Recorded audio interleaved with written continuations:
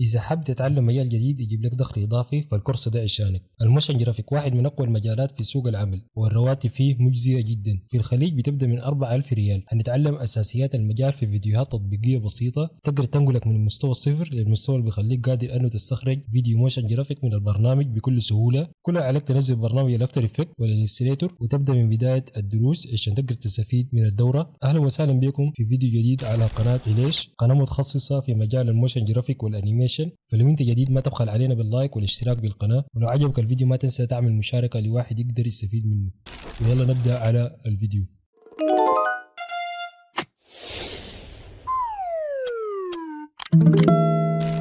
بسم الله الرحمن الرحيم. هنبدأ في الدرس الثالث لبرنامج الافتر افكت، هنتعلم فيه أهم التولز الأساسية في البرنامج في درس الليلة إن شاء الله. في البداية أول حاجة حفظنا المشروع بتاعنا وعرفنا كيف نحفظ الواجهة بتاعتنا، فالليلة هنتعلم أهم الأدوات في البرنامج. طيب، أول حاجة عندنا هنا قائمة الطبقات. قائمة الطبقات دي أهم قائمة في البرنامج ومعها قائمة المشروع. دي الأهم قائمتين في البرنامج. إذا أتقنتهم هتتقن البرنامج بشكل كبير. هنا هندوس على الحتة الفاضية بقائمة الطبقات، هندوس كليك يمين وهندوس كلمة نيو. من تاني حاجة اللي هي مثلا التكست هتصل لنا لو دوست عليها شكل الكتابة. مثلا هكتب أحمد، طبعا أنا كتبت لكن هي بخط أبيض فما هتظهر.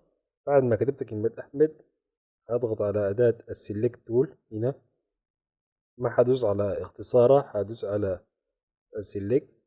طبعا اختصارها حرف الفي، لكن لو دوست عليها هتتكتب في اللاير حق الكتابة. طيب، عندنا هنا أداة الكاركتر، هغير الكتابة أو لون الكتابة عن طريق بضغط على اللون وغير اللون للون الأحمر. كده غيرت لنا لون الكتابة. لو عايز أكبر الخط من هنا أقدر أغير حجم الخط من هنا. هنا بقدر أغير نوع الخط عن طريق الخطوط داخل البرنامج. أختار نوع الخط اللي بيعجبني فبكل بساطة يتغير معاي نوع الخط. طبعا هنا عندنا خيارات زي النط الشكل، وعندنا مثلا النط في الجهة العكس. هنا مثلا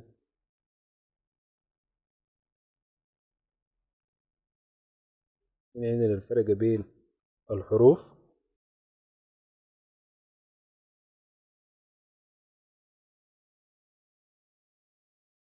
وهنا عندنا الفرق بين الأسطر. طبعا هنا عندنا سطر واحد فما هتصر.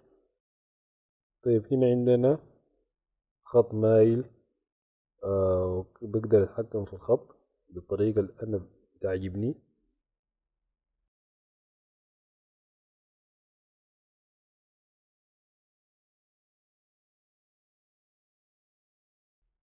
ومجرد ما أدوس عليها حتكون خيار باللون الأبيض. قبل ما أختار عليها حتكون باللون الأبيض، بعد ما أختار عليها حتتفاعل. لو عايز أشيل التفعيل هدوس عليها حتختفي.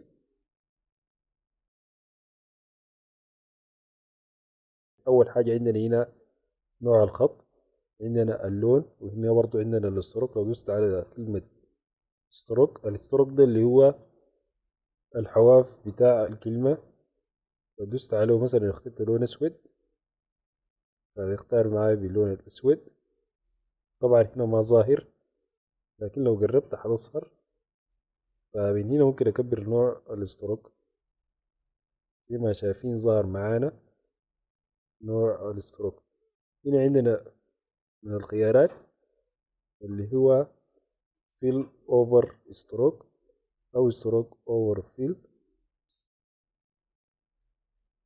فمثلا لو اخترت الخيار الثالث كده ظهر لنا الستروك فوق الفيل. طبعا إذا عايز كل الفيل تكون فوق لكل الستروك هختار الخيار ده، وده أفضل خيار لأنه بيساعدنا في موضوع ظهور النص بشكل واضح. ودي قائمة كاركتر. لو عايز أصغر النافذة عن طريق أضغط عليها ضغطة واحدة فوق في كلمة كاركتر. وبكده خلصنا من أداة الكتابة. هضغط عليها، طبعا هنا ظهر لنا باللون الأحمر، وبالجنب هنا في حرف التي، فطوال هعرف عملتها بأداة الكتابة. هضغط عليها وهدوس ديليت من الكيبورد، فبكل بساطة اتحذفت معي. أول حاجة عندنا الخيارات دي هرجع لها بعد شوية. أول حاجة عندنا هنا الشيب لير، هضغط عليها. ممكن أجيبها من هنا من نيو اللي هو شيب لير، اللي هو الخيار تقريبا السادس. فظهر هنا باللون الأزرق شيب لير وجنبه علامة النجمة. طبعا في خيارات من كل طبقة هتصل لنا عن طريق بضغط على السهم ده هتظهر خيارات. كل ما نزلت تحت هتصل لي خيارات. طبعا دي خيارات الترانسفورم اللي هي خيارات التحريك، منها بدي كي فريم للحركة. كل ما أكون عايز أعمل حركة فهنزل كده بالطريقة دي عشان أقدر أحرك الطبقة، وعندها اختصار طبعا أسهل بكتير. لكن عشان نفهم طبيعة عمل الطبقة هندوس كده، هنصغر النافذة عن طريق بضغط على السهم ده كده وكده. هتكبر وتصغر النافذة على حسب ما انت عايز. طيب أنا ما ظهر لي الشيب، فمن هنا تقعد على الشمال هتلقى سهم صغير. لو ضغطت مطول هتصل لي مجموعة من أدوات الشيب لير. أول حاجة الريكتانجل العادي، وهو طبعا بيكون حوافه حادة. وتاني عندنا الراوندد ريكتانجل تول، وهو حوافه عبارة عن حواف منحنية. وعندنا أداة الدائرة الإليبس، وأداة البوليجون اللي هو المضلع. وعندنا الستارت تول اللي هي أداة النجمة، ممكن ترسم منها المثلث. طيب لو دوست على الريكتانجل وضغطت على شكل الفيديو وسحبته هيظهر لنا أداة الريكتانجل. هسحب هلعب على حسب الشكل اللي أنا عايزه، وهفيك دي من الماوس. لكن لو دوست شيفت هيبقى لنا بالشكل مربع متساوي الأضلاع. وهدوس شيفت وهفيك دي من الماوس، وكده رسم لنا أداة الشيب. طبعا هنا ظهر لنا الليرين لأنه ده طلع فاضي أنا ما كنت محدد عليه، فهحذفه من هنا. هحدد عليه اللي هو شيب لاير 1، هحذفه من أداة أو من الكيبورد على الديليت. طيب عندنا تاني البين تول. طبعا هنعزف اللاير دي، لكن قبل ما نشتغل ببين تول ممكن نشتغل بالإليبس تول، اللي هو هتسحب كده بالطريقة دي عمل لنا شكل بيضاوي. عشان نخليه دايرة كاملة فهدوس على شيفت، وبكده قلت لنا الدايرة كاملة. فهفك يدي من الماوس وكده اترسمت لنا الدايرة. طيب الدايرة دي ظهرت لنا بلون. إذا نتحكم في اللون بتاعها فعندنا فوق حاجتين ظهرت لنا اللي هو الستروك وعندنا الفيل. فبكل بساطة الستروك ده هضغط عليه وهختار مثلا اللون الأحمر، لكن هنا الرقم جنبه صفر فهخليه مثلا هضغط على الرقم وهسحب على اليمين فهيزيد معايا الرقم. ممكن أبقيه مثلا 20. كده بقى معايا ستروك اللي هو عبارة عن الحواف. وعندنا تاني حاجة اسمها الفيل. هضغط على اللون مثلا هختار لون أسود. كده قدرنا نغير لون الفيل. إذا ما عايز الفيل ممكن أضغط على كلمة فيل وهضغط على كلمة none برضو. لو ما عايز الستروك هضغط على كلمة ستروك، وهضغط على كلمة none برضو، وهدوس على اوكي. لو دار ارجع الفيل تاني هدوس على كلمة فيل، وهدوس على solid color، وهدوس على اوكي. كده بنفس الطريقة ظهر لي شكل الدائرة باللون الأسود. هدوس على أداة السلكت تول، وهضغط على لاير الدائرة وهعمل ديليت من الكيبورد. طيب عندي شكل البين تول. أداة البين تول دي في أي برنامج جرافيكس عموما هيظهر لك شكل البين تول، أشكال عشوائية أو أشكال غير منتظمة. طيب هرسم كيف؟ عن طريق بضغط نقطة، ضغط كليك في الشاشة واحدة، وظهرت لي مربع باللون الأزرق. المربع ده عبارة عن بداية شكل الشيب بتاعي. هضغط نقطة تانية ظهر لي لاين، فأضغط التالتة، فبدأ يبقى لي شكل كامل. هحاول أقفل الشكل بتاعي عن طريق مجموعة من النقاط. بعد ما قفلت النقاط كده ممكن أتحكم فيها عن طريق أداة السلكت. أضغط عليه، أضغط على أي نقطة أقدر أتحكم فيها بأي طريقة. لو ضغطت على ألت وكنترول وضغطت على أي نقطة فهيبقى الشكل منحني. ألت كنترول هيبقى الشكل منحني في أي نقطة أنا دوست عليها. لو داير أتحكم في النقط دي عن طريق أكون دايس في السلكت وفي هاندل ظهرت لي، فبسحب كده وكده. لو داير أتحكم، طبعا عندنا هاندل يمين وشمال، كده في النقطة دي يمين وشمال. لو داير أتحكم في هاندل واحدة بس منهم هدوس على كنترول. أول حاجة هدوس على اللاير. لو اختفى مني التحديد بتاع الهاندل هدوس على اللاير. بعد ذاك هدوس على البين تول، هدوس على البين تول وهتحرك. لو ده اتحرك على حتة واحدة، ده اتحكم بهاندل واحدة، فهدوس على الت وهسحب كده. كده رسم لي شكل عشوائي. طيب لو ده ارسم بطريقة تانية هحدد عليها وهدوس على ديليت. طيب لو ده ارسم بشكل منحني فهدوس على مثلا النقطة هنا، واضغط على النقطة فوق وهسحب مع حافك دي من الماوس، وهدوس على الشيفت عشان يكون في خط مستقيم اللي هو بيبقى شكل قريب لربع الدايرة. هضغط في نقطة تانية ظهر لي برضو شكل منحني، ونقطة ثالثة وهسحب برضو الشكل منحني، وبالشيفت برضو عشان يطلع لنا الهاندل بشكل مستقيم.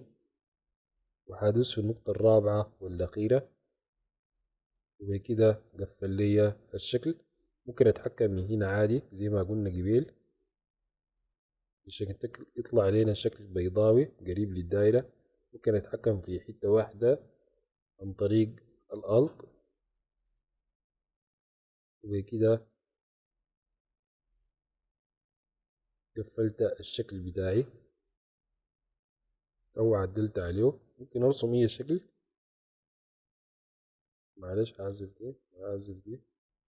طيب لو ده رسم مثلا حرف الاس، ضغطت نقطة هنا والنقطة التانية هنا وسحبتها، فكده بقى لي كيرف خفيف.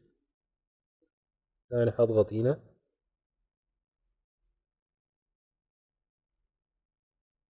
فهتحكم في الهاندل كده طوالي. طيب اضغط في النقطة هنا، والنقطة الرابعة هتكون ليا.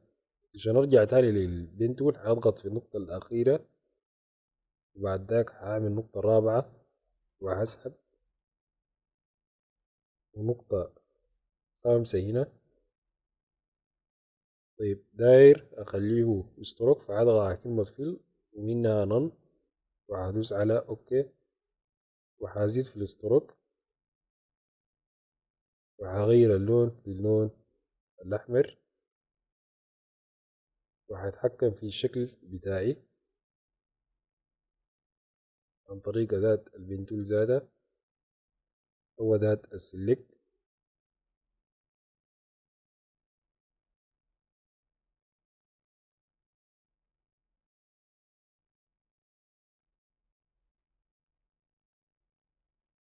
هدوس على حرف الفي عشان تقدر أتحكم في الحرف زي ما أنا عايز. طبعا أداة البنتول أداة صعبة، دار لها ممارسة شوية عشان تقدر تتعامل معاه، تتحكم فيها عادي. طبعا بحاول أتحكم بأداة السلكت، لأنه لو اشتغلت بالبنتول ممكن تقفل لي الشكل. لو دوست هنا ودوست هنا هتقفل لي الشكل، وأنا ما عايز الحاجة دي. فهحاول بالأداة السلكت أقدر أتحكم وأجيب شكل الكيرف بأحسن طريقة ممكنة.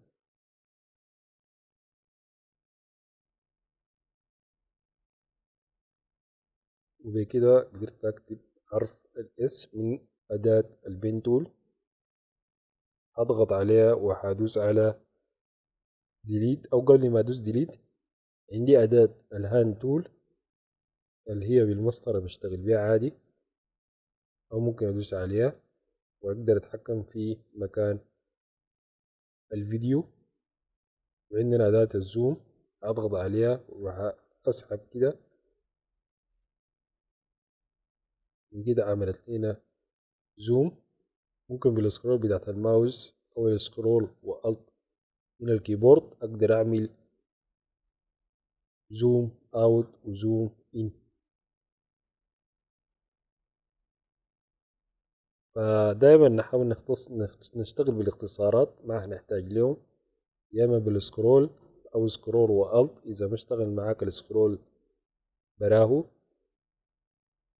وهنشتغل بأداة المسطرة أو بحرف أو بزر المسطرة من الكيبورد أقدر أتحكم في مكان الشكل. طيب آخر حاجة عندنا هي الأنكر بوينت. طبعا هضغط كده وهحذف. آخر أداة عندنا أداة الأنكر بوينت. هحاول أرسم مربع عادي وهسحب بالشيفت. طيب لو ضغطت هنا وظهرت لي نقطة هنا في الشكل.